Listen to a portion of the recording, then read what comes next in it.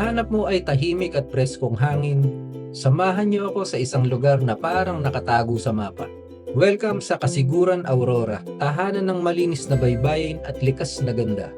Unang hinto, Kasapsapan Beach, isang mahabang stretch ng golden sand, malinaw na tubig at alon na perfect para sa chill na tambay o simpleng muni-muni habang pinapanood ang paglubog ng araw. At pupunta din tayo sa isang natatagong hiyas ng Kasiguran, isang natural na swimming pool na nabubuo kapag low tide. Napapalibutan ng bato at tanawin na parang eksena sa pelikula. Kung ready na kayo sa isang relaxing at sulit na adventure, tara, tuklasin natin ang Kasapsapan Beach at Tibutidal Pool.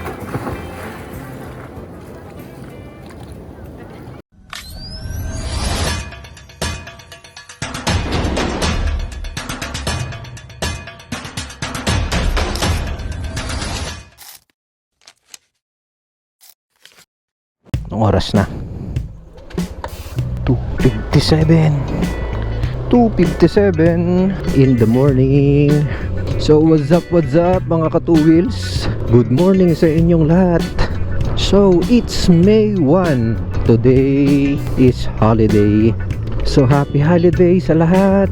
And natapat na Friday. So it's a long weekend. So in today's vlog, maglo-long ride tayo guys. Pupunta tayo ng Kasiguran, ang isa sa hidden gem ng Aurora.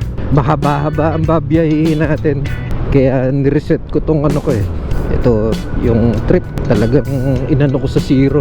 Ayon sa mapa, nasa 316 kilometers siya So dalawa kaming babiyahe. Makakasama natin si Alas Tenorio. Isa rin siyang vlogger pero ang kanyang niche ay fish hunting. So ang gamit niyang motor is Honda Giorno. So usapan namin 3. So sakto. So imi-meet natin siya dito lang sa simbahan dito. Ito. Sakto. Ito, Nax. Oh sige, ako na una. Tara. So ayan guys, 3:01. So nakaano na tayo, 1.7 kilometer na mula dun sa bahay namin. So let's go. Ayos tong biyahe namin, no? Bagong bago ang aming gulong. Kakapalit lang namin. Sabay din kami nagpalit. So wag kayong bibitaw guys. Medyo mahaba-haba ang biyahe na to. Galing na si si etong kasamahan natin, si Boss Alas. Galing na siya ng Kasiguran and parang 10 hours yata sabi niya. Sa ganun nila nakuha, 10 hours 316. So let's see kung ilang oras natin titirahin. Kompleto ang ride na to. May twisties, may coastal roads. Ang iniisip ko lang, sana huwag naman kaming mauulan. Kasi balita ko dito normal lang na maulan sa lugar na to. Pero may dala naman akong kapote. Yun nga lang, pang itaas lang. Yeah, no? Long weekend I-expect na natin yan. Maraming rider. Again, it's Labor Day, May 1. So nandito na tayo sa boundary ng Bulacan, Pampanga. Ito na yung kapalit. So dito tayo dadaan sa may San Simon. Tatagusin natin yung Nueva Ecija. So makalipas ang 1 oras at kalahati, nandito na tayo sa may kanto ng papuntang Gabaldon. Tsaka kung didiretso papuntang Cabanatuan. So dito ulit tayo sa Fuel Star. Favorite na hintuan ng mga rider to Ay, sarado pa yung sarado pa yung Mini Mart. So pahinga muna tayo ng konti. Pahinga muna tayo ng konti, pre, no? Ayos ka lang? What time is it?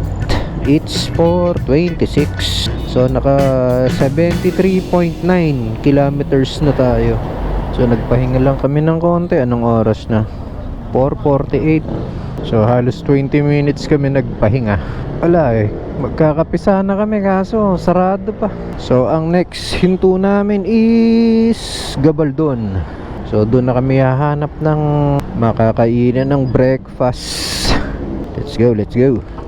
Yan, unti-unti nang nagbubukang liwayway. So nabawasan na tayo ng 2 bars. 74 kilometers. Paganda na ng paganda ang view. So nandito na tayo sa may palayan, approaching Gabaldon. Yan o.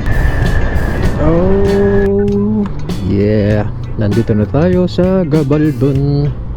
Yan o, may mga ulap-ulap. So bago pumasok dito sa kanto ng Pabungabon, ayun eh, ayun. Ito, dito tayo. Try naman natin dito. Ano pare, kaya na tayo? No, yun na lang no. Ayan o, merong goto lugaw. Kumusta pare, ayos lang? Nox, yan ang gusto ko. Yan ang gusto ko.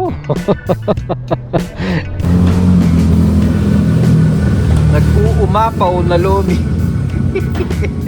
Paring alas, arroz caldo. Pre, mukhang solve na tayo dito.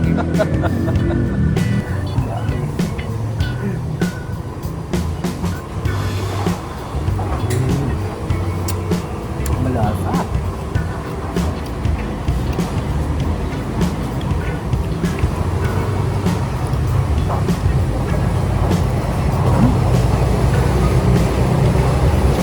Sarap pre.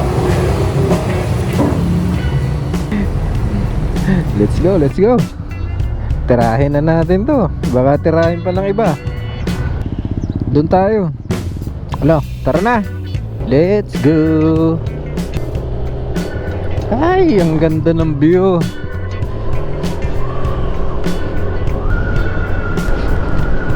So, nandito na tayo sa famous na Isla Bungabon. Daming riders. Ano, diretso na tayo? Ha? Okay, okay.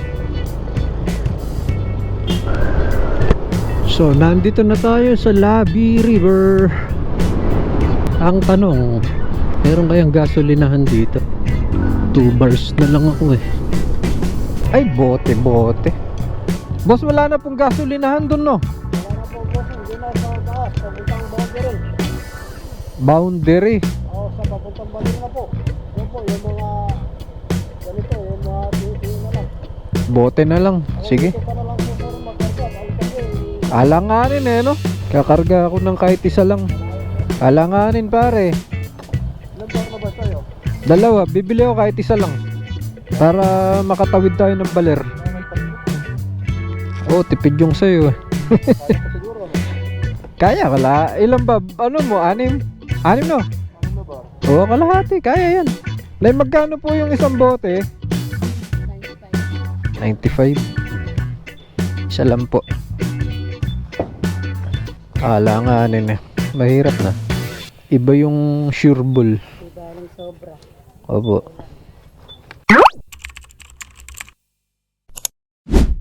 Aabot na ng baler to. Doon na makapagpakarga ng medyo branded. Nalimutan ko kanina nung nandun sa main room. Ala, liblib na to eh. Baka hindi tayo makatawid ng kahabaan ng Bungabon. Mahirap na. So guys, nandito na tayo sa San Luis, Aurora bago dumating ng baler.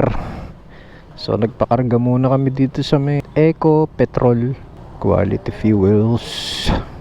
Thank you.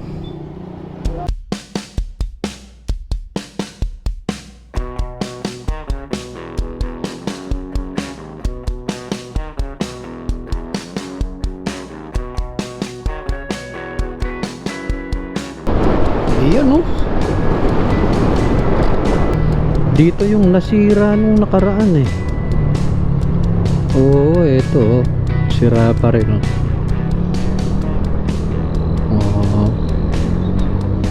Nag super typhoon.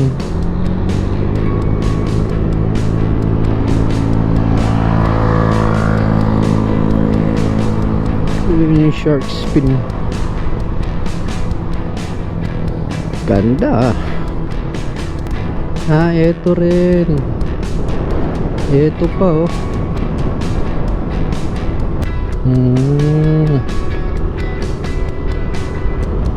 Sira. Ayun, may rough road pa. Yun. Napunta sa ibaba yung pinaka espalto. Nangyari. Sira.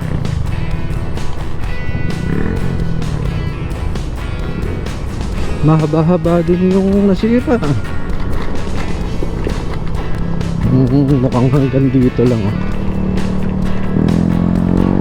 Mataas na kasi dito kaya hindi na nasira siguro nung super typhoon. Ganda oh.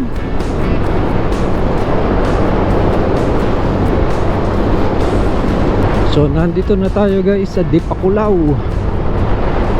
Parang ano yata to, Dinadjawan, Dipakulaw.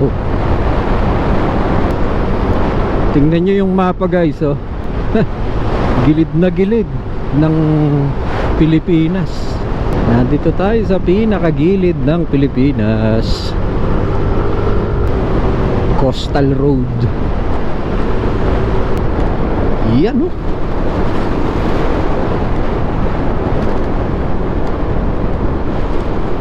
Yeah boy. Ganda naman.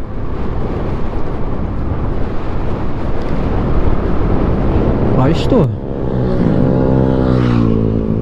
Sikong siko ah. Wah. Parang paakyat ng Lake Tabeo. 26 minutes na lang. So nakaka 327.8 kilometers na tayo. Teka. Stretching muna tayo.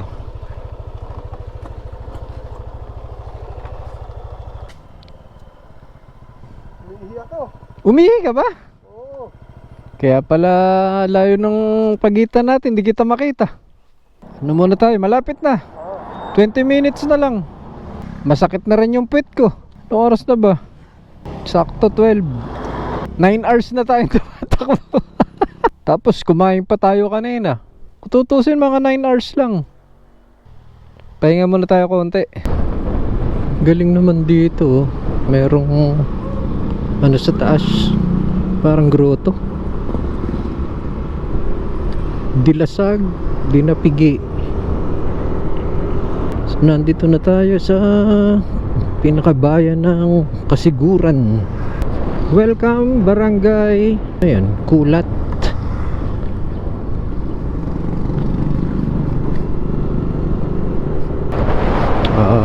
Yung mga gantong itsura na lumiliit na yung daan, ano na to eh, papunta na to sa exciting part. Ibig sabihin malapit na talaga. So doon muna tayo pupunta sa dagat. Pero bago yun, maghahanap muna kami ng matutuluyan kasi medyo pagod na kami. Pahinga muna, mamaya na tayo hapon pumasyal dun sa dagat kasi sobrang init. So 12:28 ng tanghali. Nakakita na ako ng ganito eh. Saan boss? Arayat ba yun? May mga kulay-kulay din na ganito yung bypass. So kanan tayo.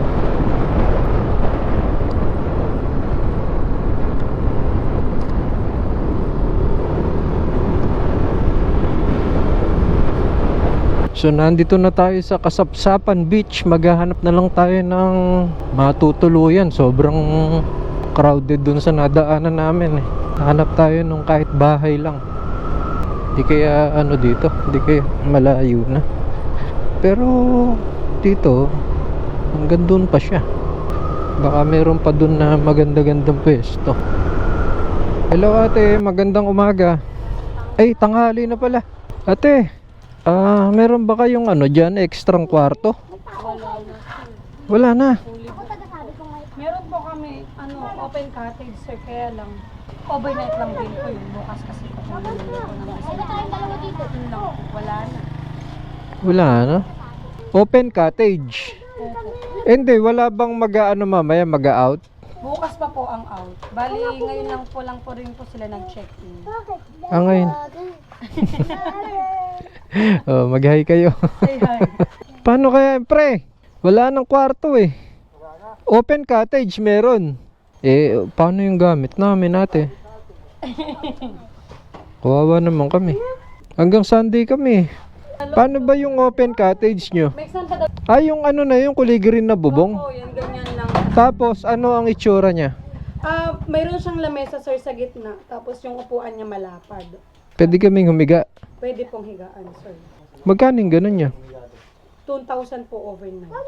2,000 overnight. Pag kwarto? 4,000 sir, kaya lang wala nga pong available. Parang nakakatakot na dito ah. Mamaya may ahas na naman. May phobia na ako sa ahas. Layo ah. Yun. May nakita akong bandila eh. Ganda ng dagat oh. Asul na asul. Nako, mukhang ano rin dito ah. Welcome to Kasapsapan Eco Park Resort. Hello po. Kuya, may kwarto pa kayo? Wala na sir, fully book na po. Day tour na lang po ang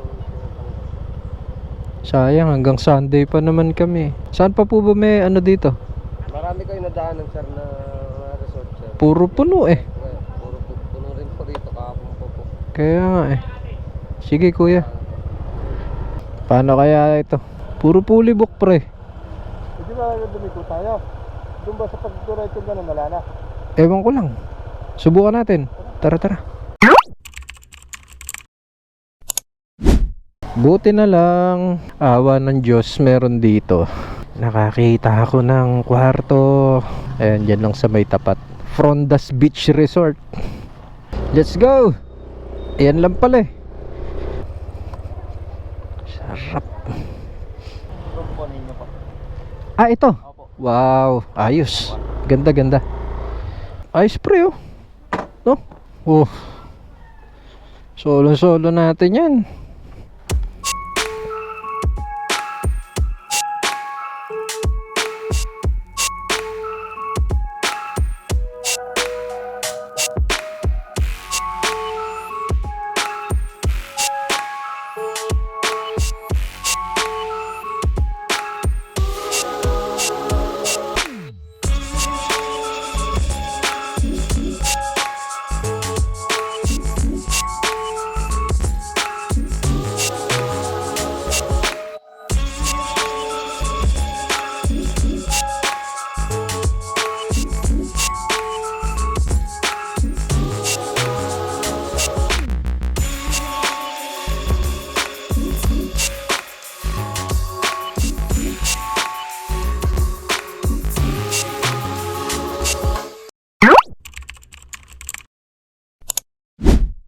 Napagod kami sa biyahe. Kakagising lang namin ni Boss Alas. Ngayon pala kami maliligo. Yun o. Tara, ligo na. Ligo na!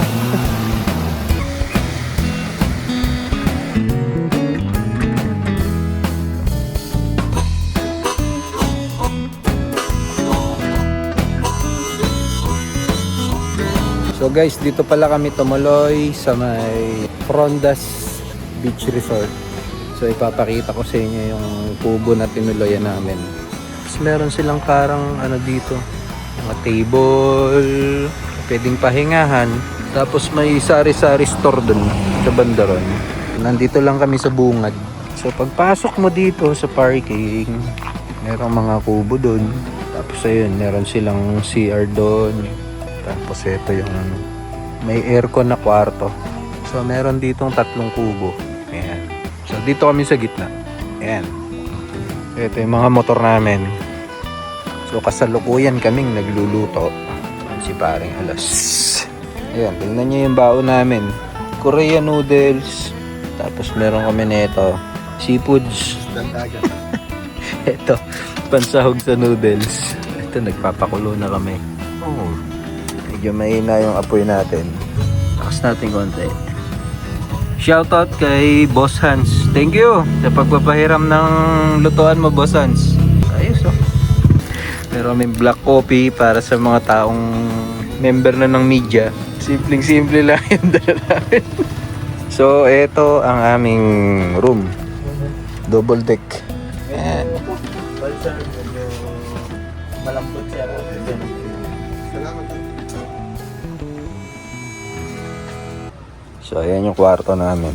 Dumating na yung ating rice. Sakto lang yan. Kakahango lang eh. Talagang pinagda-diet tayo pare. Oh.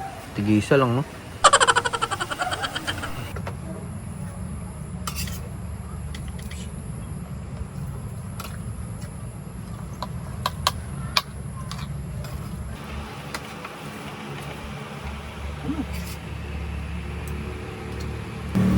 Isang ano, boy. Maalat kayo. Alin? Ang Sardinas. Ang gusto ko sa Sardinas sa lahat. Yung roast ball.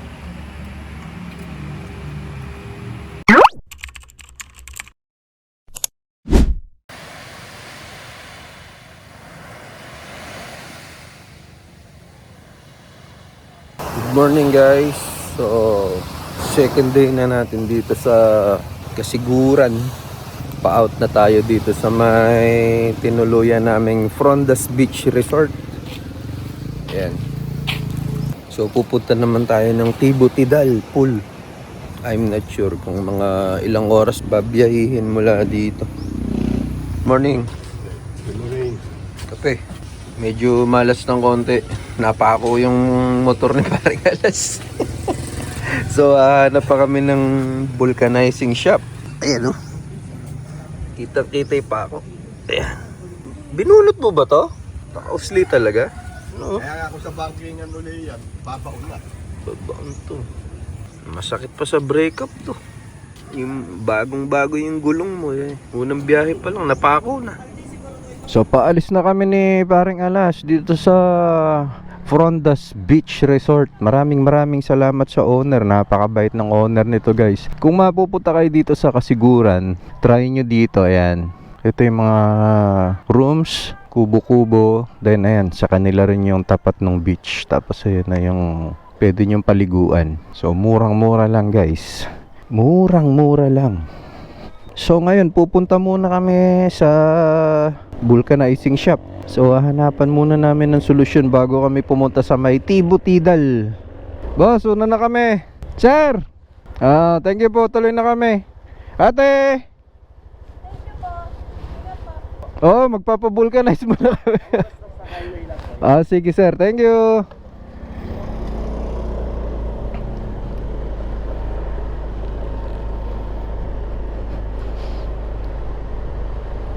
So doon na tayo maliligo sa may Tibutidal. Pag pinronounce nila ang bilis eh, Tibutidal. Parang ganun. Pero kung babasahin mo, Tibutidal Pool.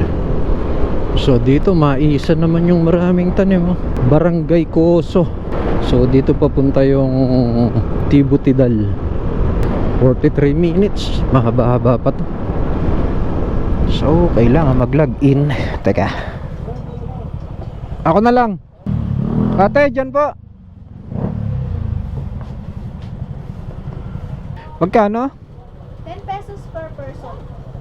10 pesos per head. Yung pakwan mo, magkano? De, joke lang. Okay na. 10 pesos. 10 pesos per head. Medyo mura yung singil nila ng environmental fee dito. 10 lang. Sa iba 20, meron 50. Intertidal pool this way to beach resort. So siya yung pinaka famous dito eh. Meron pa palang ibang mga beach resort na katabi tong si Tibutidal. Sabi nga raw na to eh, private na siya ngayon. Yun, no? Look at this view. Grabe ganda, oh. So ayun na yung sikat na Yun, kitang kita na. Ganda. Kaso medyo nakakatakot mga kapal yung buhangin. Pag nagkamali ka dito, semplang sigurado. Lalay lang. Oops!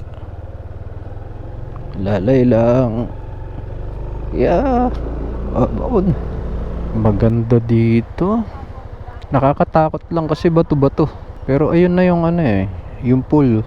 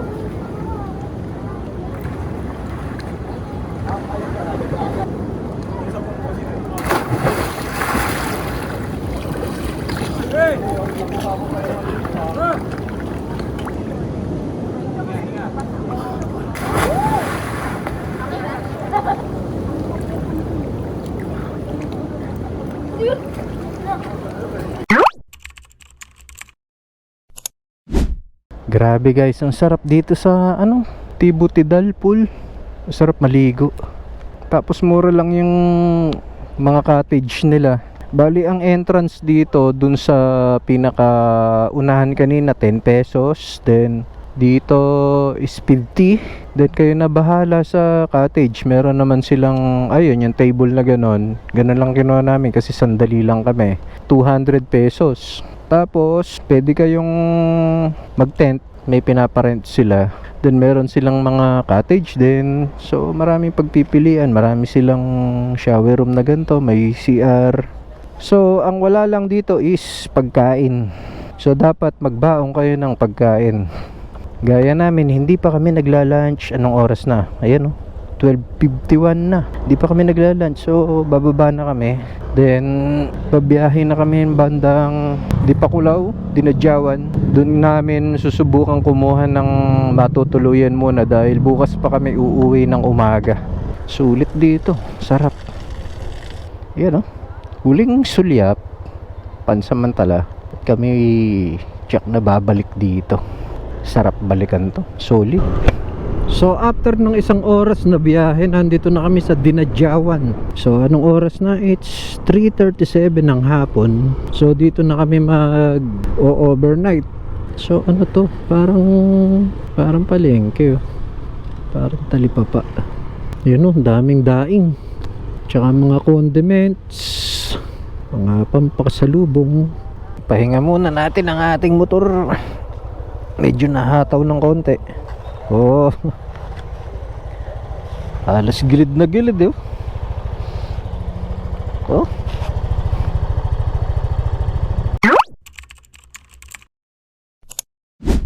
So gear up na kami guys. Pauwi na kami ng Bulacan and nagwa-warm up na kami ng motor.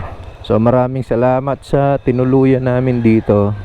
Ito nga pala guys yung nakuha naming room. Yan o, ang luwag. Aircon pa. So hanggang dito na lang, kita-kits ulit sa susunod na videos. And syempre, laging tatandaan, prayer is the best gear. Nods on two wheels.